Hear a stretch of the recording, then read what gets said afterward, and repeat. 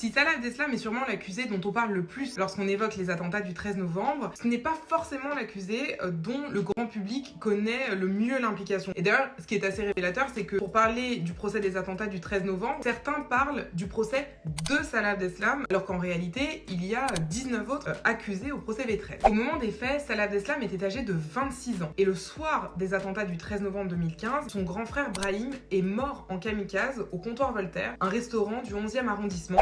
Concrètement, qu'est-ce qui est reproché à Salah Abdeslam? D'abord, il lui est reproché d'avoir apporté un soutien logistique à la cellule dans le cadre de la préparation des attentats. Par exemple, d'avoir fait des trajets en Europe, notamment vers la Hongrie et vers l'Allemagne, pour aller chercher des revenants de zone irako-syrienne et les ramener en Belgique dans les planques. Revenants de zone irako-syrienne qui sont des membres de la cellule et qu'on va retrouver pour certains dans les membres des commandos du 13 novembre. Sachant que ces trajets ont à chaque fois été faits avec des voitures de location différentes et l'accusation retient que Salah Abdeslam est impliqué dans chacune de ces locations. Il est également soupçonné d'être venu en France pour acheter de l'oxygène actif.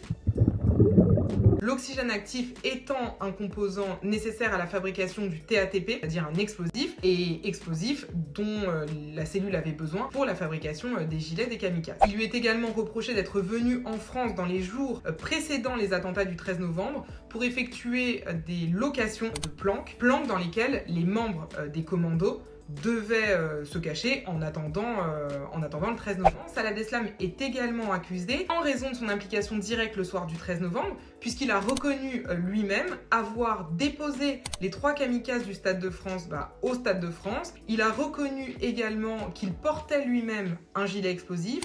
Il dit avoir renoncé à se faire exploser, alors que, selon lui toujours, il aurait dû se faire exploser dans un bar du 18e arrondissement. Enfin, souvenez-vous, on en a parlé dans de précédentes vidéos, qu'après ça, Salah Abdeslam appellera Mohamed Amri et Hamza Atou, deux Belges de son quartier, pour qu'ils viennent le chercher en France, prétextant avoir eu un crash avec sa voiture. Donc une fois arrivé en Belgique, Salah Abdeslam va rejoindre l'une des planques de la cellule terroriste. Il sera mis fin à sa cavale par la police belge en mars 2016. Au procès V13, Salah Abdeslam est accusé de participation à une association de malfaiteurs terroristes. Il est également accusé d'être le co-auteur de l'ensemble des crimes commis le soir des attentats du 13 novembre 2015 à Paris, c'est-à-dire des meurtres, des tentatives de meurtre, des séquestrations au Bataclan. Il encourt à ce titre la réclusion criminelle à perpétuité. Enfin, sachez qu'au procès V13, Salah Abdeslam est assisté par 2 avocats français, Olivia Ronen et Martin Vett.